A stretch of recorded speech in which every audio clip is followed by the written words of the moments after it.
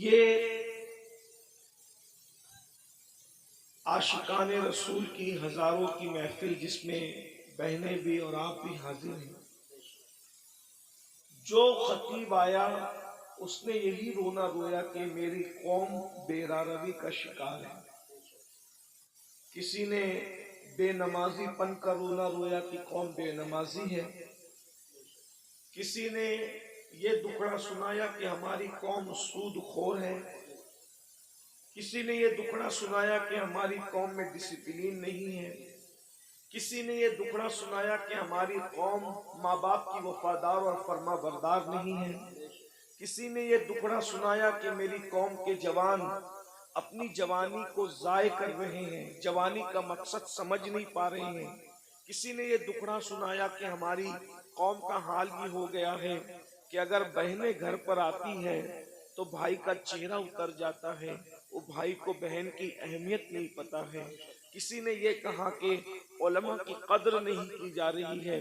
کسی نے یہ کہا کہ اداروں کی اہمیت نہیں ہے. کسی نے یہ کہا کہ ماہ رمضان شریف کی تعظیم نہیں ہے. غرض کے سب نے اپنے اپنے طور پر جو مشاہدہ کیا وہ دکھڑا آپ کے سامنے پیش کیا، اور ہم بھی وہی دکھڑا لے کر کے آئے ہیں. لیکن ایک سوال پیدا ہوتا ہے، ایک سوال پیدا ہوتا ہے کہ یہ بتائیں کہ یہ سارے گناہوں کی جڑ کیا ہے؟ اتنے سارے یہ جو جرائم ہیں، بے نمازی پن لے لیں، بدکاری لے لیں، اسی طریقے سے دین سے دوری لے لیں، ماں باپ کی نافرمانی لے لیں، بے پردگی لے لیں خواتین کے اندر، اسی طرح عورتوں کا گھروں کو چھوڑ کر کے بیوٹی پارلروں تک جانا، عورتوں کا میک اپ کے نام پر غیروں کے سامنے بیٹھ کر اپنے ہاتھوں کی ہتھیلیاں ان کے زانوؤں پہ رکھ کر کے مہندی لگانا، یہ سارے جرائم کی اصل جڑ کیا ہے؟ تو مجھے جو سب کچھ سمجھ میں آتا ہے مختصر میں وہ یہ کہ ہماری قوم کے پاس جو علم ہونا چاہیے، جو ایجوکیشن ہونا چاہیے، جو معلومات ہونی چاہیے، وہ ان کے پاس نہیں ہے. ہماری قوم بے راروی کا جو شکار ہے اس کی سب سے بڑی وجہ یہ ہے کہ ان کے پاس علم نہیں ہے، ان کے پاس تعلیم نہیں ہے. یاد رکھیے ساری برائیوں کی جڑ علم کا نہ ہونا ہے، تعلیم کا نہ ہونا ہے. جب بھی کسی قوم کے پاس علم نہیں ہوتا تو وہ قوم بے راروی کا شکار ہوتی ہے. آپ خود دیکھیں. آئیے میں آپ کے سامنے علم کی برکت رکھنا چاہتا ہوں، بہت توجہ کے ساتھ آپ سنیں. اللہ کے رسول علیہ السلام جب زمین پہ تشریف نہیں لائے تھے تو اس وقت مکے ہی کی حالت صرف دیکھ لیں. ابھی میں پوری دنیا کی بات نہیں کرتا، ابھی پوری دنیا کا ذکر نہیں کرتا، صرف ایک شہر مکہ المکرمہ کا ذکر کرتا ہوں. ذرا غور کریں مکہ المکرمہ کون سا شہر ہے جسے قرآن کہتا ہے وَمَن دَخَلَهُ كَانَ آمِنًا، کہ جو اس میں داخل ہو گیا وہ امن میں آ گیا. امن والے شہر کو کتنی گنڈا گردی کا سامنا تھا. اللہ اکبر. جو شہر امن والا تھا، جو شہر حرم ہے، جہاں کی گھاس اکھاڑنے کی اجازت نہیں، جہاں کے جانوروں کو ستانے کی اجازت نہیں، جہاں جانور سائے میں بیٹھ جائے تو اس کو اٹھانے کی اجازت نہیں، جہاں جانور کو دھمکانے کی اجازت نہیں، جہاں جانوروں کے جنگلی جانوروں کے انڈوں کو توڑنے کی اجازت نہیں. اللہ اکبر. جہاں اللہ اکبر اہل احرام پر حرم میں شکار کرنے کی اجازت نہیں، ایسے حرم کے اندر لوگ اپنی بیٹیوں کو اپنے ہاتھ سے زندہ دفن کر رہے تھے. حدود حرم کے اندر بالکل حرم کے سامنے. ایک تو حرم وہ ہے، ایک تو حرم وہ ہے جس کو اللہ و رسول نے حرم کے طور پر حدود مقرر کی ہے، لیکن ایک تو مسجد حرام ہے، یعنی حرم میں بھی جو بہت اعلیٰ درجہ رکھے اسے مسجد حرام کہتے ہیں. بالکل مسجد حرام کے سامنے اپنی بیٹیوں کو اپنے ہاتھوں سے زندہ دفن کر رہے تھے. اللہ اکبر.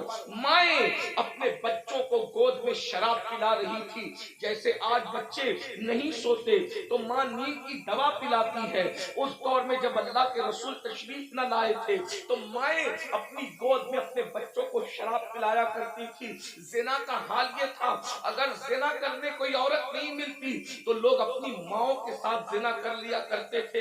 اتنی گندگی تھی کہ ایک ایک عورت کئی کئی مردوں کے ساتھ اپنا رشتہ اور تعلق رکھا کرتی تھی. اللہ اکبر.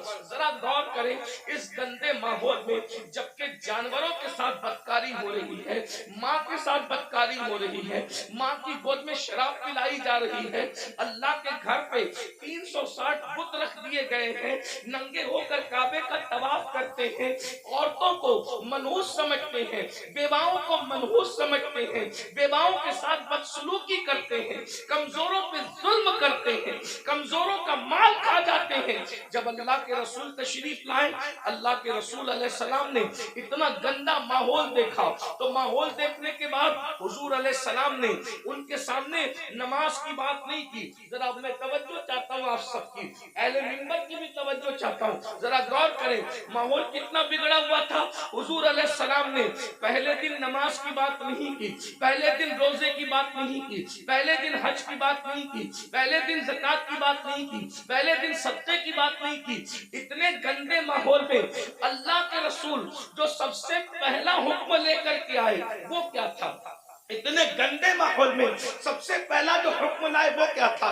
تو قرآن کہتا ہے اقرا بسم ربک الذی خلق خلق الانسان من علق۔ اللہ اکبر! اندازہ فرمائے اس گندے ماحول کے اندر حضور سب سے پہلے علم کی بات لے کر آئے، پڑھو لکھو پڑھو لکھو، کیونکہ حضور جانتے تھے جس دن ان کو پڑھنا لکھنا آ گیا اس دن ان کی زندگی بدل جائے گی۔ اور اللہ کے رسول علیہ السلام اللہ کی کتاب لے کر کے آئے، اللہ کے رسول ہمارے نبی کتاب لے کر آئے، ہمارے نبی صاحب کتاب نبی ہے، صاحب کتاب پیغمبر ہے، صاحب کتاب رسول ہے۔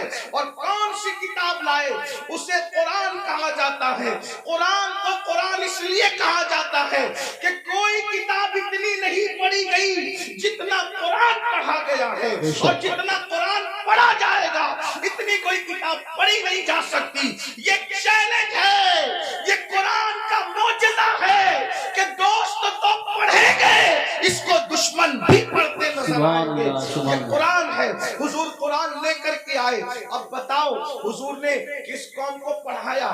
نماز کا عنوان اپنی جگہ، انکار نہیں، روزے کا عنوان اپنی جگہ، انکار نہیں، حج کا عنوان اپنی جگہ، انکار نہیں، زکات کا عنوان اپنی جگہ، انکار نہیں۔ حضور نے پہلے پڑھایا، عرب کے جاہلوں کو پڑھایا، عرب کے بوریہ نشینوں کو پڑھایا، عرب کے بکریوں کے لے جانے والے جنگلوں میں بدوؤں کو پڑھایا۔ اور جب پڑھایا تو انقلاب کیا آیا؟ دیکھو علم کا انقلاب کتنی جلدی آتا ہے، یاد رکھنا ہر انقلاب کو آنے میں ٹائم لگتا ہے، علم کا انقلاب کتنی جلدی آتا ہے۔ جو اپنی بچیوں کو زندہ دفن کر رہے تھے، 23 سال بھی نہیں گزرے، اپنی بیٹیوں کو زندہ دفن کرنے والے دوسروں کی بیٹیوں کو پالنے کی تیاری کر رہے تھے، اس لیے کہ حضور نے ان کو علم کا زیور عطا کیا تھا۔ اللہ اکبر! ماں کی گود کے شرابی، ماں کی گود کے شرابی جو ماں کی گود میں شراب پینے کے عادی بنے تھے، ایک اعلان پر وہ سب کے سب شراب سے توبہ کرتے۔ یہاں تو جلسوں میں کروڑوں تقریریں ہو جائیں، مقرر تقریر کرتے کرتے مر جائے، مقرر جو اس کی آواز بیٹھ جائے، مقرر کالی داڑھی سے اس کی داڑھی تقریر کرتے کرتے سفید ہو جائے، مقرر کی حالت بدل جائے، قوم کی حالت نہیں بدلتی۔ کیوں؟ وہاں ایک ہی اعلان میں پوری قوم نے شراب سے توبہ کی، بس اتنا کہا تھا، اے لوگو آج سے شراب حرام ہو گئی، آج سے شراب حرام ہو گئی۔ جن کے منہ میں تھی انہوں نے اگل دی، منہ سے اگل دی، جن کے ہاتھ میں تھی انہوں نے اڑیل دی، جن کے مٹکوں میں تھی انہوں نے نالیوں میں بہا دی۔ مدینے کی گلیوں میں شراب بہ رہی تھی، ایک اعلان، وجہ حضور نے اس قوم کو پہلے ایجوکیٹ کیا، علم عطا کیا، انہیں پتا تھا اگر حرام کریں گے تو نقصان کیا ہوگا۔ آج ہماری قوم کو نہیں پتا ہے، حلال و حرام میں کوئی تمیز نہیں کیونکہ ان کے پاس علم نہیں ہے۔ آج ہماری قوم کو غسل اور وضو نہیں پتا ہے، ان کے پاس علم نہیں ہے۔ اگر وہ شادی میں ڈی جے لگا رہے ناچ رہے تو ان کو پتا نہیں ہے کہ اس کا نقصان کیا ہے۔ وہ یہ سمجھتے ہیں اللہ ناراض ہوگا تو سزا دے گا، لیکن اللہ کی سزا کیا ہوگی، اس کی شکلیں کیا ہوگی، یہ انہیں کچھ پتا نہیں۔ جس دن انہیں پتا چل جائے کہ خدا کے عذاب کی شکلیں کیا ہوتی ہے، ایک جلسے میں تو نہیں بتایا جا سکتا، لیکن تھوڑے سے وقت میں اشارہ کرنا چاہتا ہوں۔ جس دن پتا چل جائے نا میرے بھائی کہ خدا کے عذاب کی شکلیں کیا ہوتی ہے، تو بندہ قدم اٹھانے سے بھی پہلے سوچے گا کہ میں یہ قدم اٹھاؤں کہ نہیں اٹھاؤں۔ آج ہماری قوم کو بس اتنا پتا ہے، کلمہ پڑھ لیا ہم مسلمان ہو گئے، گوشت و انڈا مچھلی کھاؤ اور ہم مسلمان ہیں، جمعہ 2 رکعت پڑھنے چلے جاؤ ہم مسلمان ہیں، عید میلاد النبی آئے تو جلوس میں شرکت کرو ہم مسلمان ہیں، محرم آئے تو محرم کی محفلیں سجا لو ہم مسلمان ہیں، اسی طریقے سے 11ویں آئے تو غوث پاک کی نیاز کر لو ہم مسلمان ہیں، چھٹی آئے تو اجمیر شریف والے سرکار کا ذکر کر لو ہم مسلمان ہیں، سفر کا مہینہ ہے تو ساری قوم مل کر کے بریلی شریف کے قریب رہتے ہیں اس سے اعلیٰ حضرت میں شریک ہو جائے ہم مسلمان ہیں۔ لیکن پتہ ہی نہیں ہے، تقاضا نہیں ہے کہ اسلام کیا کہہ رہا ہے، ہم سے کیا کہہ رہا ہے، اللہ ناراض ہوگا تو کیا کرے گا، کس طریقے کا عذاب دے گا، اس کی عذاب کی شکلیں کیا ہوگی۔ قرآن کہتا ہے ان عذاب ربک لواقع ما لہ من دافع، بے شک تیرے رب کا عذاب واقع ہو کر رہے گا، اور جب اللہ تجھے عذاب دینے کا فیصلہ کر لے تو اس وقت اللہ کے عذاب سے تجھے کوئی روک نہیں سکے گا۔ ان بطش ربک لشدید، تیرے رب کی پکڑ بڑی سخت ہے۔ لوگ سمجھتے ہیں اللہ کریم ہے، مولانا ہمیں معاف کر دے گا، بے شک اللہ کریم ہے، اللہ رحیم ہے، اللہ ستار ہے، اللہ غفار ہے، لیکن کیا آپ کو یہ خبر ہے جن کی شکلیں قرآن کہتا ہے کہ سور کی طرح ہو گئی، جن کی شکلیں قرآن کہتا ہے کہ بندر کی طرح ہو گئی، ان کے بارے میں آپ نے قرآن پڑھا؟ یہی تو ہے کہ قرآن نہیں پڑھا، سب کی کتاب پڑھی، رب کی کتاب نہیں پڑھی، کہانی کس سے پڑھے، قہقہوں کی کتاب پڑھی، سیریل دیکھے، ہنسنے ہنسانے کے سیریل دیکھے، رونے رلانے کے سیریل دیکھے، اللہ کی کتاب نہیں پڑھی۔ اللہ کی کتاب اٹھا کے پڑھو تو اس غیور خدا کی غیرت پتہ چلے گی۔ تم کیا سمجھتے ہو گناہ کرنے والوں، خدا کے غضب کو چیلنج کرنے والوں، کیا سمجھتے ہو جن کی شکلیں قرآن کہہ رہا ہے کہ ہم نے سور اور بندر کی طرح کر دی تھی، وہ کون لوگ تھے؟ وہ پٹھان کے بچے تھے، وہ مغل کے بچے تھے، وہ شیخوں کے بچے تھے، کس کے بچے تھے؟ تو یہ پتہ ہے کس کے بچے تھے؟ وہ مغل نہیں تھے، وہ پٹھان نہیں تھے، وہ شیخوں کے بچے نہیں تھے، جن کی صورت اللہ نے سور اور بندروں کی طرح کی وہ انبیاء کی اولاد میں سے تھے۔ اللہ قرآن اٹھا باضابطہ ان کا نسب پہلے بیان کیا، وہ بنی اسرائیل تھے، اور بنی اسرائیل کون ہے؟ اسرائیل حضرت یعقوب کا لقب ہے، اور بنی اسرائیل مطلب اولاد یعقوب، اولاد یعقوب، اللہ اکبر۔ اور اولاد یعقوب کا مطلب کیا؟ یہ بنی اسرائیل، اور یعقوب علیہ السلام کا سلسلہ نسب کیا؟ یعقوب علیہ السلام کی ابا حضرت اسحاق علیہ السلام، اسحاق علیہ السلام کی ابا جان حضرت سیدنا ابراہیم علیہ السلام، یہ ہے ان کا سلسلہ نسب۔ لیکن اللہ، اب میں آپ سب کی توجہ چاہتا ہوں، اپنے بھائیوں کی بھی اور بہنوں کی بھی۔ میرے بھائیوں، جب نبی کی پیغمبروں کی اولاد گناہ کرے تو اللہ دنیا کے اندر ان کی شکل سور اور بندر کی طرح کر دے تو ہمارا کیا حال ہوگا، ہمارا کیا انجام ہوگا؟ آپ سوچتے ہیں لیکن اس دنیا میں تو کسی کی شکل سور اور بندر کی طرح نہیں ہوتی۔ میں نے کہا الحمدللہ بالکل نہیں ہوتی۔ اس کی وجہ یہ ہے کہ ان کو جو پیغمبر ملے تھے وہ اور تھے، اور ہمیں جو نبی ملا ہے وہ اور ہے۔ ہمارا نبی نبی الانبیاء ہے، ہمارے آقا سید الانبیاء ہے، ہمارے آقا محبوب خدا ہے۔ لیکن یاد رکھنا اس کا یہ مطلب نہیں کہ محبوب کی خاطر اگر دنیا میں شکلیں نہیں بگڑ رہی ہے تو قبر میں بھی نہیں بگڑے گی، ایسا نہیں ہے۔ قبر میں شکلیں بگڑے گی۔ اللہ کے رسول علیہ السلام نے فرمایا ہم نے شب معراج، آقا فرماتے ہم نے شب معراج جب جہنم کا مشاہدہ کیا تو ہم نے دیکھا کہ کچھ لوگوں کی شکل کتے کی طرح ہے، کچھ لوگوں کی شکل خنزیر کی طرح ہے، کچھ لوگوں کی شکل بندر کی طرح ہے۔ حضور فرماتے ہم نے شب معراج دیکھا، اللہ اکبر، اللہ سے ڈرتے کیوں نہیں، اللہ سے خوف کرتے کیوں نہیں؟ آئیے میں آپ کو بتاؤں، اللہ اکبر، آقا کریم رؤوف الرحیم صلی اللہ علیہ وآلہ وسلم ارشاد فرماتے ہیں کہ معراج کی شب ہم نے ایک منظر دیکھا۔ آقا فرماتے جنت کی سیر کی آقا نے اور جہنم کا مشاہدہ کیا۔ دیکھو یہ باتیں ہمیں نہیں پتا ہے ہے. جس دن پتہ چل جائے گی اس دن ہمیں احساس ہوگا اور ہمیں یقین ہے ہماری قوم کو جب کوئی بات پتہ چلتی ہے تو وہ اس پر عمل کرتے ہیں، کیونکہ اس پر قرآن کی نص موجود ہے. وَذَكِّرْ فَإِنَّ الذِّكْرَىٰ تَنفَعُ الْمُؤْمِنِينَ کہ مومنوں کو نصیحت کرو کہ نصیحت مومنوں کو فائدہ دیتی ہے. یہ اتنے نوجوان داڑھی کیوں رکھ رہے ہیں؟ یہ کسی نہ کسی خطیب کی گفتگو کا اثر ہے. بہت سارے جوان نماز کیوں پڑھ رہے ہیں؟ ہم اللہ اکبر بہت سارے علاقوں میں ہم لوگ گئے نہیں، بہت سارے دوسرے خطبہ نہیں گئے، لیکن کسی نے کہا ہمارے امام صاحب نے نماز پہ تقریر کی ہم نمازی بن گئے، داڑھی پہ تقریر کی ہم داڑھی رکھے. تو پتہ چلا یہ جلسے بالکل بھی لایانی نہیں ہے، غیر ضروری نہیں ہے. مومنین کو نصیحت فائدہ دیتی ہے، بس ناصح کی نیت صحیح ہونی چاہیے اور سننے والوں کو بھی صحیح طور پر سننے کا شوق ہونا چاہیے. اب آئیے ذرا تھوڑا سا دل کے کانوں سے سن لے. آپ نے گزشتہ مہینے کے اخیر میں معراج مصطفیٰ تو سنا ہوگا، لیکن معراج کا ایک حصہ ذرا ہم سے بھی سن لے. اللہ اکبر. آقا کریم صلی اللہ علیہ وسلم ارشاد فرماتے ہیں کہ معراج کی شب ہم نے کیا دیکھا.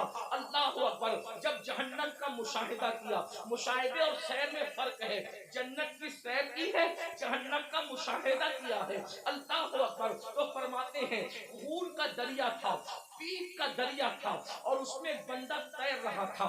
خون اور پیپ کے کھولتے ہوئے دریا کے اندر کوئی تیر رہا ہو. تھوڑا توجہ کیجئے گا میرے پیارے آقا علیہ الصلوۃ والتسلیم کے پیارے دیوانوں، ذرا غور کیجئے گا. اگر اپنے آپ سے محبت ہے اور اپنے نبی کی باتوں پر یقین ہے تو یہ باتیں میری نہیں ہے، یہ باتیں مصطفیٰ جان رحمت صلی اللہ علیہ وآلہ وسلم کی ہے. ذرا غور کرو. ماں اور بہنوں کی بھی توجہ چاہتا ہوں.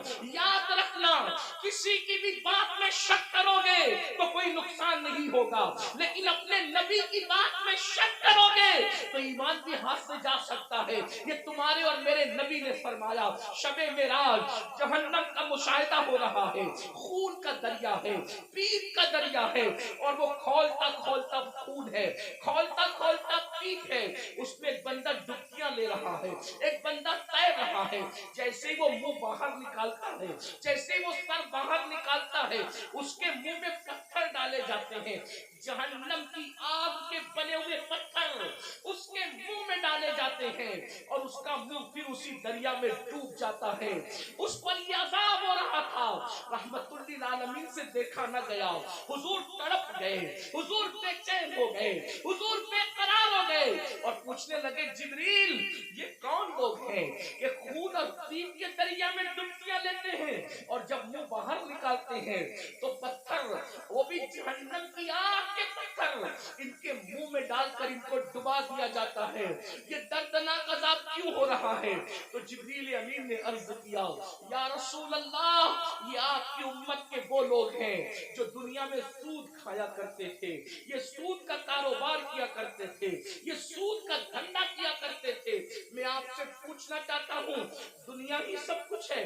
بولو اگر کسی سچے مسلمان کو یہ پتا چلے کہ سود کھانے کا انجام کیا ہے، وہ پیپ کا دریا، وہ خون کا دریا. اور خون کا دریا کیوں ہے؟ میں نے غور کیا کہ سود خوروں کے لیے پیپ اور خون کا دریا کیوں ہے.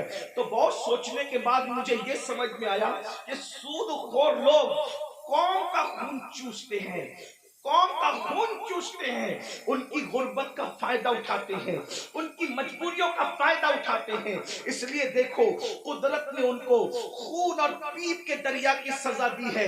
اب میں آپ سے پوچھنا چاہتا ہوں اے سود کا دھندا کر کے، اے بیاج کا دھندا کر کے، اے انٹرسٹ کا دھندا کر کے مالدار بننے والوں ذرا غور کیجئے. کتنا بھی مال کما لو گے، تھوڑا دھیان دینا میری بات پر، کتنا بھی بڑا محل ہو، تاج محل کی طرح بھی محل بنا لو، جب آخری میں ڈاکٹر کہے گا نا کہ یہ بہت بیمار ہے، اس کے بچنے کی امید نہیں ہے، تو آپ کے بچے، ہمارے بچے کیا کریں گے؟ آپ ہو یا ہم ہو، کوئی ہو، بولو بچے کیا کریں گے؟ اٹھا کے سیدھا ہاسپٹل میں داخل کر دیں گے. بتاؤ جس مال کو اللہ کی نافرمانی کر کے کمایا تھا، کروڑوں روپے کا محل بنایا تھا حرام مال سے یا حلال سے بھی بنایا تھا، لیکن آخری سانسیں کہاں لے رہے ہو؟ آخری سانسیں کہاں لے رہے ہو؟ ہاسپٹل کی چار دیواری میں. یہی ہے نا تمہاری دنیا. جس دنیا کی خاطر اللہ کو ناراض کیا, جس دنیا کی خاطر خدا کو ناراض کیا, آخری اینڈ کیا ہے, آخری انجام کیا ہے؟ دنیا کے 80% لوگ ہاسپٹل میں آخری سانس لیتے ہیں, اور اکثر لوگ تو آئی سی یو میں آخری سانس لیتے ہیں. ہائے ہائے, قدرت کا امتحان تو دیکھو, قدرت کی سزا تو دیکھو. یاد رکھنا, بہت کم وہ خوش نصیب ہے جو اللہ اکبر سجدوں میں جاتے ہیں, خدا کے حرم میں جاتے ہیں, تلاوت کرتے کرتے جاتے ہیں. 80% لوگ دواخانوں کی چار دیواریوں میں آخری سانس لیتے ہیں. اللہ اکبر. میں اس پہ کوئی فتویٰ نہیں لگا رہا ہوں, میں مفتی بھی نہیں ہوں, لیکن اتنا ضرور کہوں گا, ذرا غور تو کرو. کروڑوں کی بلڈنگ پڑی ہوئی ہے اور آپ کرائے کے دواخانے کے اندر آخری سانس لے رہے ہو. پلنگ ہے, ہاں ہاں, کپڑوں پہ غرور کر کے خدا کو بھولنے والوں, یہ خدا کا امتحان دیکھو, اللہ کی آزمائش دیکھو, خدا کا امتحان دیکھو. ان عذاب ربک لواقع. ارے فرعون جس امتحان سے گزرا, اس امتحان سے تم بھی گزارے جاؤ گے. خدا کے غضب کو چیلنج کرنے والوں اپنے کپڑوں پہ اتراتے تھے, پہنانے والے خدا پہ ناز نہیں تھا, کپڑوں پہ گھمنڈ تھا نا, کپڑوں پہ غرور تھا نا. کیا ہوتا ہے, 50,000 کا میرا ڈریس ہے, 25,000 کے اچھے کپڑے پہنو, اسلام منع نہیں کرتا, لیکن آخری میں کیا ہے, سارے اچھے کپڑے اتار کے گھر رکھ دیے گئے اور ہاسپٹل کے کپڑے تمہیں پہنائے گئے. یہ مرنے سے پہلے خدا کا امتحان ہے. کس دنیا سے منہ لگا رہے ہو, کس دنیا سے دل لگا رہے ہو, کس دنیا کے چکر میں اللہ کو بھولے ہو, کس دنیا کے چکر میں شریعت کو پیٹ کے پیچھے ڈالے ہو, کس دنیا کے چکر میں دین کو پیٹ کے پیچھے ڈالے ہو.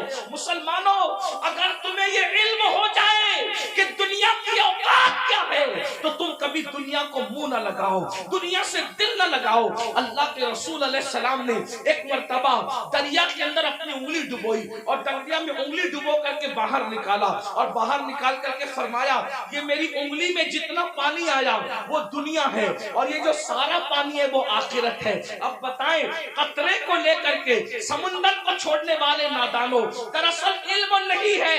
اگر ہمیں علم ہوتا تو پتا چلتا, والآخرۃ خیر وابقیٰ, آخرت بہتر بھی ہے, آخرت باقی رہنے والی بھی ہے, دنیا باقی رہنے والی ہے ہی نہیں. اور دنیا تو کہتے اسے ہیں جو ادنا کی بھی تصویر ہے, جو ادنا سے بھی گری ہوئی کو دنیا کہتے ہیں. ادنا کا مطلب سمجھتے ہیں نا, ادنا کا مطلب چھوٹا, اور دنیا, دنیا اور اس سے بھی گری ہوئی, جس کا نام ہی دنیا ہو, حقیر.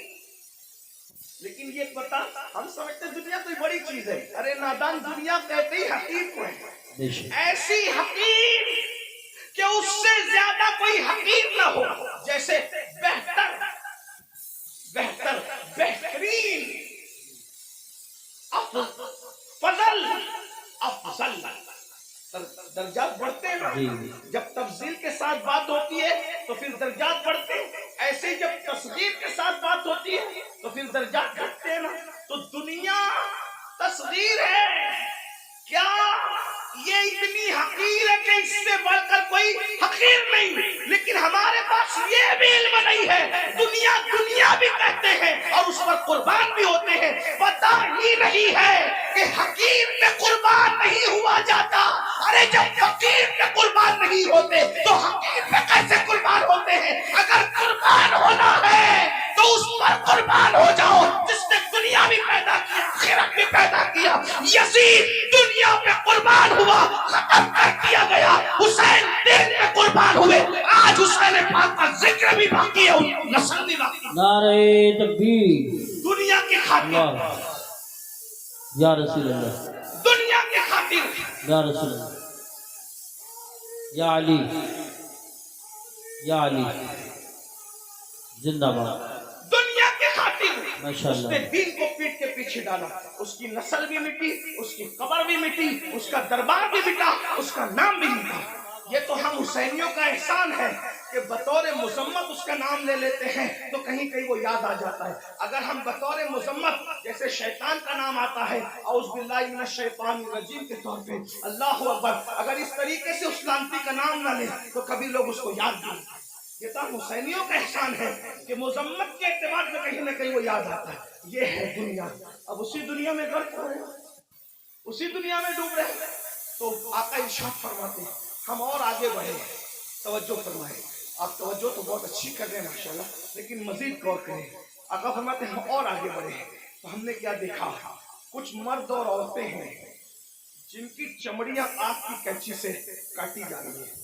بس میں بات طویل نہیں کروں گا اور ختم بھی کر دوں گا وقت پہ, کیونکہ ہم 1 گھنٹہ لیٹ چل رہے ہیں اور مجھے دوسرے پروگرام کی طرف, رات کے پروگرام کی طرف جانا بھی ہے. لیکن غور سے سن لیں, معراج کا یہ بھی حصہ ہے. فرمایا کیونکہ معراج میں حضور اللہ فرماتا ہے لِنُرِيَهُ مِنْ آیَاتِنَا, ہم نے ان کو اس لیے سیر کرائی مسجد حرام سے مسجد اقصی تک تاکہ ہم ان کو اپنی نشانیاں دکھائیں. یہ نبی کا دیکھنا ہے, نبی کا دیکھنا ہے. جہنم میں لوگ بعد میں جائیں گے, نبی پہلے دیکھ رہے ہیں. جہنم میں لوگ بعد میں جائیں گے, نبی پاک پہلے دیکھ رہے ہیں. توجہ کریں, یہ نبی کا دیکھنا ہے, یہ نبی کے دیکھنے کی شان ہے. پھر بھی کچھ لوگ کہتے ہیں کہ نبی کو غیب کی خبر نہیں. میں نے کہا نادان, اگر یہ غیب نہیں ہے تو پھر غیب کسے کہتے ہیں؟ حضور دیکھ رہے ہیں. جہنم میں جانے سے پہلے جہنمیوں کو اللہ دکھا رہا ہے. فرماتے ہیں ہم نے دیکھا کہ جہنم کے اندر کچھ لوگوں کی چمڑیاں آگ کی کینچی سے کاٹی جا رہی, آگ کی کینچی سے, اور وہ چیخ پکار رہے ہیں اور ان کی چیخ سنی نہیں جاتی. کیسے سنی جا سکتی تھی؟ رحمت للعالمین ہے. حضور فرماتے ہیں جہنم کی آگ کی کینچیوں سے چمڑیاں کٹ رہی. اس پہ ذرا دھیان دیں. دنیا کی آگ نہیں اور دنیا کی کینچیاں بھی نہیں, جہنم کی آگ, جہنم کی کینچی اور چمڑیاں کٹ رہی. وہ چلا رہے ہیں. میں نے پوچھا جبریل یہ کون لوگ ہیں؟ اس میں مرد اور عورتیں ایک ساتھ تھے, وہ ننگے تھے, مرد اور عورتیں ایک ساتھ تھے, ننگے تھے, ان کی چمڑیاں کٹ رہی تھی آگ کی کینچی سے اور چلا رہے تھے. پوچھا جبریل یہ کون ہے؟ جبریل امین نے کہا یا رسول اللہ صلی اللہ علیہ وآلہ وسلم, یہ آپ کی امت کے وہ لڑکے اور لڑکیاں ہیں, وہ مرد اور عورتیں ہیں جو سج دھج کر گھروں سے اس لیے نکلتے تھے. لڑکے اس لیے سج کے نکلتے تھے کہ ان کو لڑکیاں دیکھیں, اور لڑکیاں اس لیے سج دھج کے نکلتی تھی کہ ان کو لڑکے دیکھیں, اور ایک دوسرے کے فتنے میں بدکاری میں مبتلا ہو جائیں تو یہ ان کو آگ کی کینچی سے آج کاٹا جائے. دیکھیے سجنا سنورنا برا نہیں ہے, لیکن اس لیے سچ کے نکلنا کہ لوگ میری طرف گناہ کے حوالے سے مائل ہوں, بدکاری, ورنہ سچ کے نکلنا تو میرے نبی کی سنت ہے. ام المومنین سیدہ عائشہ صدیقہ فرماتی ہیں کہ جب حضور گھر سے نکلتے تھے اگر آئینہ میسر نہیں ہوتا تو حضور پانی میں اپنی شکل انور دیکھا کرتے. تو میں کہتی تھی حضور آپ بھی؟ تو آقا فرماتے ہیں عائشہ اللہ حسن والا ہے اور وہ حسن کو پسند کرتا ہے. اگر کوئی بندہ گھر سے سج سنور کر زینت کے ساتھ نکلتا ہے تو جس کے پاس جاتا ہے اس کی بھی اور جو جاتا ہے اس کی بھی اللہ دونوں کی مغفرت فرما دیتا ہے. ہمارے یہاں تو نماز کے لیے بھی سج سنور کر مسجد جانے کا حکم ہے, لیکن افسوس اس بات پر ہے سجنے پر اسلام اعتراض نہیں کرتا, سنورنے پر اسلام اعتراض نہیں کرتا, زینت کرنے پر اسلام اعتراض نہیں کرتا. اسلام یہ کہتا ہے کہ اچھی نیت کے ساتھ زینت کرو. یہ نیت سے زینت کرنا, عطر لگانا, خوشبو لگانا اور اپنی شکلوں کو سنوارنا کہ معاذ اللہ مرد اس طرح سے کرے کہ عورتیں ان کی طرف متوجہ ہو اور بدکاری میں مبتلا ہوں, اور عورتیں اس لیے سجے سورے کہ مرد ان کی طرف متوجہ ہو کر بدکاری کے اندر مبتلا ہو جائے. میرے آقا صلی اللہ علیہ وآلہ وسلم کی کنیزوں سے ایک بات کہنا چاہتا ہوں, سنورنا عورتوں کو ضرور ہے لیکن باہر نکلنے کے لیے نہیں بلکہ اپنے شوہر کے لیے. یہاں تک فرمایا گیا جو عورت اپنے شوہر کا دل خوش کرنے کے لیے بلکہ اور سنورتی ہے, اللہ تبارک و تعالی ایسی عورت کو نفل نماز پڑھنے سے زیادہ ثواب عطا فرماتا ہے. لیکن یہاں بازار میں جانے کے لیے نہیں سنورنا, ولیمے میں جانے کے لیے نہیں سنورنا, باہر نکلنے کے لیے نہیں سنورنا. عورت کو اگر سنورنا ہے تو شوہر کے لیے سنورنا ہے.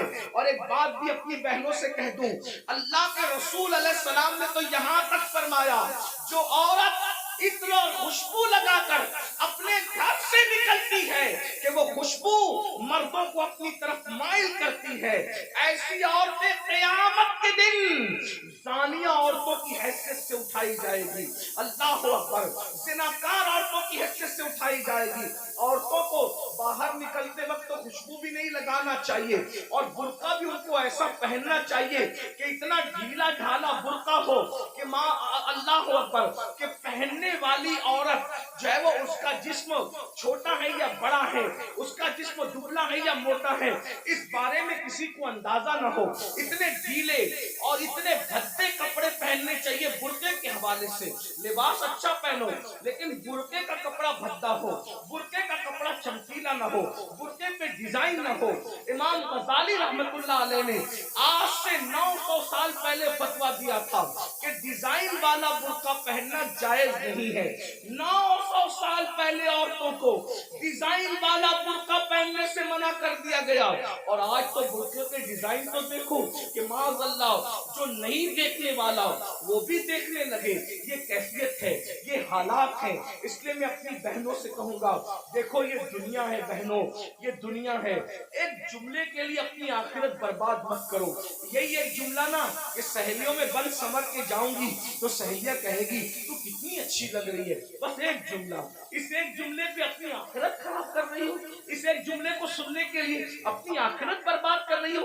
मेरी बहनों कौन क्या कहेगा? सहेलियां इतना कहेगी, रिश्तेदार की औरतें इतना कहेगी तू कितनी अच्छी लग रही है और बढ़कर एक लंबी गाली भी दे देगी कि तू तो बिल्कुल हीरोइन की तरह लग रही है। मैं समझता हूँ कि हमको कोई हीरो या हीरोइन कहे इससे बड़ी कोई गाली मुझे नहीं लगती। क्यों? इसलिए कि हीरो हीरोइन कौन है? ये वो लोग हैं जो स्क्रीन के सामने आके ज़िना करते हैं, ये नाचते हैं। तो कोई हमको नचनिया, भाई अगर कोई कहे कि तू मौलाना लग रहा है तो मौलाना का मतलब क्या? इल्म वाला। मौलाना का मतलब क्या? शरीफ। मौलाना का मतलब क्या? नमाजी। मौलाना का मतलब क्या? मुत्तकी, परहेजगार। अब अगर कोई कहे कि तू तो हीरो लग रहा है, तू हीरोइन लग रही, तो आप मुझे बताएं कि वो लोग क्या क्या करते हैं। मैं किसी से नफरत नहीं करने की बात कर रहा हूँ, मैं कोई नफरत की बीज नहीं बोले हूँ, लेकिन एक बात कहता हूँ, स्क्रीन पर आकर के ज़िना करते हैं कि नहीं करते? फाहिशा औरतों से भी ज्यादा गंदे ये लोग हैं कि फाहिशा औरतें तो छुप करके घरों में ज़िना करवाती हैं, लेकिन ये तो स्क्रीन पर आकर के ज़िना करते हैं,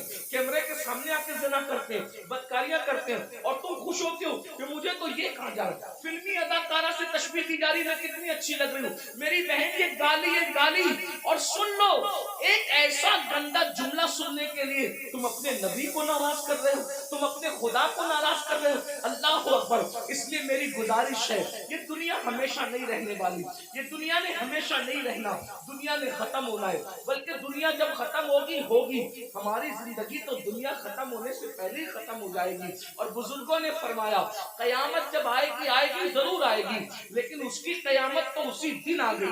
कब आ गई उसकी कयामत? जिस दिन हमारी रूह का रिश्ता हमारे जिस्म से टूट गया, जिस दिन हमारा इंतकाल हो गया, उसी दिन हमारी कयामत आ गई। अब हम आखिरत की तैयारी नहीं कर सकते। मैं अपनी बहनों से पूछना चाहता हूँ और आपसे भी कहना चाहता हूँ, कभी तसव्वुर किया, अपनी कब्र का तसव्वुर किया? एक दिन हम कब्र में जाएंगे, जरूर जाएंगे, कब्र के अंदर दाखिल होंगे, जरूर दाखिल होंगे। सोचो तो सही, वहां का अंधेरा सोचो। जाना तो है, उसका कोई इनकार कर सकता है? नहीं कर सकता। जाना तो है, कब्र में अंधेरा है, करवट बदलने के लिए भी जगह नहीं है। वहाँ कीड़े हैं, वहाँ मकोड़े हैं, वहाँ सांप है, वहाँ बिच्छू है, कोई बचाने वाला नहीं, कोई मदद करने वाला नहीं, कोई मददगार नहीं। जरा मेरे भाइयों गौर करो, मेरी बहनों गौर करो, वो वक्त कैसा होगा? थोड़ी देर के लिए, एक लम्हे के लिए तसव्वुर करो, वो वक्त कैसा होगा जब इन गोरे गोरे खूबसूरत नरम नाजुक गालों को कब्र के कीड़े खा रहे होंगे। कब्र के कीड़े जब इनको खा रहे होंगे, उस वक्त कैफियत क्या होगी? हाँ, ये आंखें जिस पर गुरूर और तकब्बुर और घमंड करते हो, इन आंखों को कब्र के कीड़े पी चुके होंगे, इसके आंसू पी चुके होंगे, इसके दीदे पी चुके होंगे। और अल्लाह अकबर, ये जिस्म, ये नर्म और नाजुक जिस्म जिसपे बड़ा घमंड है इंसान को, इसकी चमड़ी, इसका गोश्त, हड्डियां सब कब्र के कीड़े चट कर जाएंगे। उस वक्त हमारा क्या बनेगा? इसलिए मेरे भाइयों, मेरी बहनों, अल्लाह से डरो, इन सब चीजों की मालूमात हासिल करो कि अल्लाह का अजाब क्या है, अल्लाह के अजाब की शक्लें क्या है।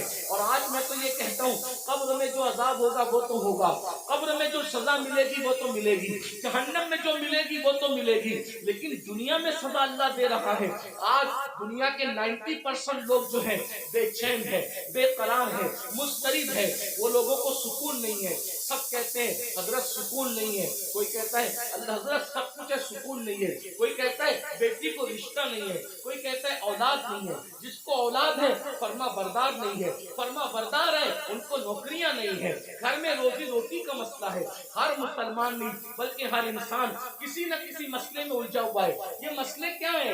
یہ مسئلے نہیں ہے, یہ مسئلے جو ہے اللہ کے عذاب کی ایک شکل ہے. اللہ نے بطور عذاب مسلط کیا ہے. بیٹی کو رشتہ نہیں آتا, یہ اللہ کے عذاب میں سے ایک عذاب ہو سکتا ہے. یاد رکھنا, روزی کے لیے در در بھٹک رہے ہو, خدا کے عذاب میں سے ایک عذاب ہو سکتا ہے. سوتے ہو نیند نہیں آتی, نیند کی گولیاں لے کر بھی سوتے ہو پھر بھی نیند نہیں آتی, اللہ کے عذاب میں سے ایک عذاب کی شکل ہو سکتی ہے. اولاد نافرمان ہے, ماں باپ کو گالیاں دے رہے ہیں, ماں باپ کو گھر سے نکال رہے ہیں, ماں باپ کو ذلیل کر رہے ہیں, ماں باپ کو رسوا کر رہے ہیں. یہ سب کیا ہے؟ اللہ کے عذاب میں سے ایک عذاب ہے. اس لیے اللہ کی نافرمانی کرو گے تو یہی ہوگا. بہرحال آخری بات کے طور پہ عرض کر رہا ہوں, پھر آقا ارشاد فرماتے ہیں ہم لوگ اور آگے بڑھے. جب جہنم کا مشاہدہ کیا تو ہم نے دیکھا کہ کچھ ایسے لوگ ہیں جن کے ہونٹ آگ کی کینچی سے کاٹے جا رہے ہیں, آگ کی کینچی سے ہونٹ کاٹے جا رہے ہیں. میں نے پوچھا جبریل یہ کون لوگ ہیں؟ تو جبریل علیہ السلام نے عرض کی یا رسول اللہ یہ آپ کی امت کے وہ علماء ہیں, وہ مقرر لوگ ہیں جو قوم میں فتنہ پھیلانے کی بات کرتے تھے, قوم میں ایسی بات کرتے تھے کہ قوم میں فتنہ پھیلے. آج ان کے ہونٹ کاٹے جا رہے ہیں. اور ایک حدیث میں یہ بھی آیا ہے کہ یہ وہ مقرر لوگ ہیں, یہ وہ علماء لوگ ہیں جو لوگوں کو تو نیک کام کا حکم دیتے تھے مگر خود نہیں کرتے تھے. قرآن کہتا ہے لما تقولون ما لا تفعلون, وہ کیوں کرتے ہو جس پر خود عمل نہیں کرتے. اب یہاں یہ بات دھیان سے سن لے, غور سے سن لے. آخری بات کے طور پہ کن مقرروں کے ہونٹ کاٹے جا رہے ہیں آگ کی کینچی سے؟ جو لوگ امت میں ایسی بات کرتے تھے لڑانے کی, امت کو ڈیوائیڈ کرنے کی, امت میں فتنہ پیدا کرنے کی. آج دیکھ لیجیے بہت سارے مقرر ایسے دنیا میں ملیں گے آپ کو جو امت میں آتے ہیں بانٹنے کی بات کرتے ہیں, تقسیم کرنے کی بات کرتے ہیں. امت کے جو متفق علیہ مسائل ہیں اس سے ہٹ کر کے نئی باتیں چھیڑتے ہیں. مثال کے طور پہ 1857 سے پہلے پوری امت جو ہے وہ ہندوستان کے اندر پوری قوم جو ہے اس بات پر متفق تھی کہ اللہ نے اپنے نبی کو غیب کا علم عطا فرمایا, لیکن نئی بات لائی گئی اور قوم کو لڑایا گیا. اور یہ بات کہی گئی کہ نبی کو تو دیوار کے پیچھے کی خبر نہیں ہے, ایک نئی بات کر کے قوم کو لڑایا گیا, امت میں انتشار پیدا کیا گیا. اسی طرح 1857 سے پہلے اس ملک ہندوستان میں پوری قوم کا عقیدہ تھا کہ نبی زندہ ہے, نبی ہماری جانوں سے زیادہ قریب ہے, بلکہ قسمیں اٹھا کر مسلمان کہتا تھا تو زندہ ہے واللہ, تو زندہ ہے واللہ, میری چشم عالم سے چھپ جانے والے. لیکن یہ بدترین علماء, وہ اللہ اکبر بدعتی علماء, وہ بدترین خلق ہے, اللہ اکبر, وہ بدترین خطبہ جنہوں نے یہ بات پھیلائی کہ معاذ اللہ نبی مر کر مٹی میں مل گئے, قوم کو لڑایا کہ نہیں لڑایا. اسی طریقے سے آج بھی کچھ لوگ یہ کام کر رہے ہیں کہ اللہ اکبر صحابہ اور اہل البیت کے عقیدے پر, یعنی صحابہ کی محبت اور اہل البیت کی محبت پر پوری دنیا کے لوگ قائم ہیں, پوری دنیا کے مومنین قائم ہیں. لیکن ایک طبقہ مقرروں کا ایسا ہے کہ وہ اللہ اکبر اہل البیت کی محبت کے نام پر صحابہ کو تان کرتا ہے اور قوم کو لڑاتا ہے. اور کچھ لوگ ایسے ہیں جو صحابہ کی محبت کے نام پہ اہل البیت کو تان کرتے ہیں اور امت کو لڑاتے ہیں. یاد رکھنا آج قوم کے ساتھ جو کھلواڑ کرنا ہو کر لو, لیکن آخر موت ہے, موت, مرنا سب کو ہے, عوام کو بھی اور خطبہ کو بھی. اس لیے خدا کے لیے آپ سے بھی کہتا ہوں ایسے لوگوں کا اعلی کار نہ بنو جو صحابہ کے نام پر اہل بیت پہ سوالیہ نشان کھڑا کرتے ہیں, اور ایسے لوگوں کا بھی اعلی کار نہ بنو جو اللہ اکبر اہل البیت کے نام پر صحابہ کو گالیاں دیتے ہیں. واللہ صحابہ ہماری ایک آنکھ ہے اور اہل بیت ہماری دوسری آنکھ ہے. ہم دو آنکھ والے ہیں اور ہمارے ایک ہاتھ میں صحابہ کا دامن ہے اور ایک ہاتھ میں اہل البیت کا دامن ہے. اللہ اکبر, صحابہ وہ ہیں جنہوں نے اسلام پھیلایا ہے اور اہل بیت وہ ہیں جنہوں نے اسلام بچایا ہے. ہم پھیلانے والوں کا بھی احسان مانتے ہیں اور بچانے والوں کا بھی احسان مانتے ہیں. نعرہ تکبیر.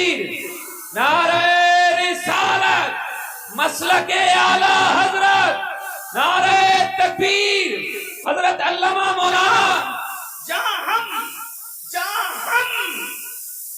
کربلا کی جنگ کو بھول نہیں سکتے کہ وہ اسلام بچانے کی جنگ تھی، وہی ہم بدر اور احد کو بھی بھول نہیں سکتے کہ وہ اسلام پھیلانے کی جنگ تھی۔ جہاں ہم کربلا کے فاقہ کشوں کو نہیں بھول سکتے، وہی ہم بدر و احد کے فاقہ کشوں کو بھی فراموش نہیں کر سکتے۔ کربلا والوں کو رسول اللہ نے اپنے کندھوں پہ اٹھایا ہے، تو بدر و احد اور خندق اور خیبر والوں کے لیے قرآن کہتا ہے وَالْعَادِيَاتِ ضَبْحًا فَالْمُورِيَاتِ قَدْحًا، اے محبوب جو تیرے پیچھے گھوڑے دوڑاتے ہیں اور ان کے گھوڑوں کی ٹاپوں سے جو دھول نکلتی ہے، ہم ان گھوڑوں کی ٹاپوں سے نکلنے والے دھول کی بھی قسم اٹھاتے ہیں۔ جن کے گھوڑوں کے پیروں سے لگنے والی دھول اتنی قیمتی ہے کہ اللہ اس کی بھی قسم قرآن میں اٹھاتا ہے۔ قرآن تو پڑھو نا، قرآن تو پڑھو۔ صحابہ کو کیا سمجھو گے؟ ارے صحابہ کا گھوڑا اتنا قیمتی ہے کہ اس کے پیر سے جو مٹی لگتی ہے اور اس سے جو دھول اڑتی ہے، اللہ اس دھول کی قسم کی بھی اور اس دھول کی بھی قسم اٹھا کر کے بتاتا ہے جس کے گھوڑوں کی ٹاپ سے لگنے والی دھول ہمارے نزدیک اتنی قیمتی ہے تو صحابہ کا گھوڑا کتنا قیمتی ہوگا، اور جب وہ صحابی کا گھوڑا قیمتی ہے تو اس میں بیٹھنے والا صحابی کتنا قیمتی ہے۔ ذرا غور کیجیے۔ اس لیے ایمان بچانا ہے تو اعتدال کے مسلک پہ رہنا، اور یہ فکر اعتدال 14ویں صدی میں جن علماء نے دی ہے اس کے سردار کو امام اہل سنت کہتے ہیں، اور وہ اہل سنت کا امام کہتا ہے اہل سنت کا ہے بیڑا پار، اصحاب حضور نجم ہے اور ناؤ ہے، عطرت رسول اللہ کی۔ تو وہ خطبہ جو فتنہ پھیلاتے ہیں وہ یہ بھی کہتے ہیں کہ مزار پہ کیوں جاتے ہو؟ مزار پہ جانا تو شرک ہے، نہ جاؤ مزار پہ، فتنہ پھیلا۔ ہم کہتے ہیں آپ ذرا ہوش سے بات کریں، کیا مزار پہ جانا شرک کیسے ہو سکتا؟ رسول اللہ نے مزار پہ جانے کا حکم دیا، اور تو کیا معاذ اللہ حضور مزار پہ جانے کا جو حکم دے کر کیا شرک کا حکم دے رہے معاذ اللہ؟ کیا حضور علیہ السلام نے یہ نہیں فرمایا؟ آقا فرماتے ہیں کہ میں نے تم کو پہلے قبروں پہ جانے سے منع کیا تھا، اب تم قبروں پہ جایا کرو، کیونکہ قبروں پہ جاؤ گے تو تمہیں تمہاری آخرت مل جائے گی۔ لوگ اس کو بھول گئے، وہ کہتے نہیں جانا چاہیے، شرک ہے۔ ایک بات آپ سے کہتا ہوں آخری میں، مزار پہ جاؤ کوئی شرک نہیں، بلکہ اللہ کے رسول نے تو 6 سال کی عمر میں جو پہلا سفر کیا تو اپنے والد کے مزار پہ بھی تشریف لے گئے، اور بخاری مسلم آپ اٹھا کر کے دیکھیں، سیاستہ اٹھا کے دیکھیں کہ حضور علیہ السلام شہدائے احد کے مزارات پہ خود تشریف لے جاتے ہیں۔ شہدائے احد کے مزارات پر اللہ کے رسول خود تشریف لے جاتے ہیں۔ سید الشہداء امیر حمزہ کے مزار پر سیدہ فاطمہ الزہرا خود تشریف لے جاتی ہے۔ غور فرمائیں، آپ غور کیجیے، مزار پہ جانا شرک نہیں ہے، لیکن ایک بات آپ سے سنیوں سے کہنا ہے، میرے بھائیوں سے، مزار پہ ضرور جاؤ لیکن سنت کے مطابق جاؤ۔ آج ہماری سنی قوم اپنے مسلک کو خود بدنام کرتے ہیں، وہاں جا کر کچھ لوگ علم نہ ہونے کی وجہ سے سجدہ کرتے ہیں۔ ہمارے مذہب میں، اسلام میں سجدہ کرنا اللہ کے سوا کسی کو جائز نہیں۔ آپ غلطی کرتے ہو، دیکھو اگر کوئی مسلمان شراب پیتا ہے تو کیا اس کا الزام اسلام پر آئے گا؟ بولو بھائی بتائیے، صحیح کہہ رہا ہوں غلط کہہ رہا ہوں؟ اگر مسلمان شراب پیے تو کیا اس کا الزام اسلام پر آئے گا؟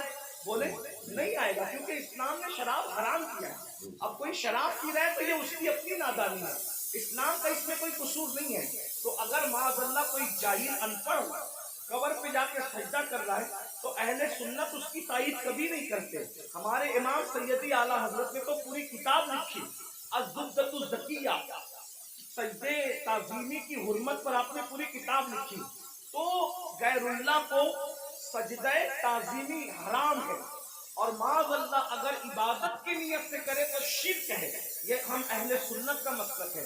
سجدہ کرنے کے بارے میں ہم سنیوں کو لوگ بدنام کرتے ہیں، جھوٹ بولتے ہیں، تجاوز عارفانہ سے کام لیتے ہیں کہ ہم تائید کرتے ہیں۔ ہمارے کسی سنی ذمہ دار عالم نے کبھی قبر پر سجدہ کرنے کی اجازت نہیں دی، اس کی تائید نہیں کی۔ بھائی اگر ہم قبروں کو سجدہ کرتے تو پھر ہم مسجدیں کیوں بناتے؟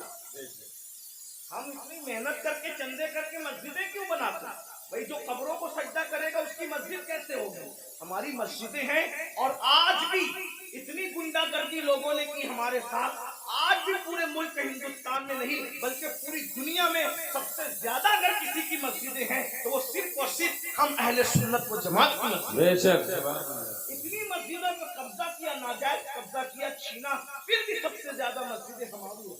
अल्हम्दुलिल्लाह दिल्ली की जामा मस्जिद के बानी से लेकर मुरादाबाद की जामा मस्जिद के बानी तक तारीख उठा करके देख लो, सब के सब आपको अहले सुन्नत मिलेगा, कोई अहले बिदअत आपको नहीं मिलेगा। अल्हम्दुलिल्लाह रब्बिल आलमीन। लेकिन ये बात सुन्नियों में तुमसे कहता हूँ, कब्रों पे जाके सजदा मत करो, अपना इस्लाम बदनाम होता है, अपना मसलक। और एक बात कहता हूँ, जिस चीज से अल्लाह रसूल ने रोक दिया उसमें कभी कोई फायदा ही नहीं है। जब हम अपने नबी को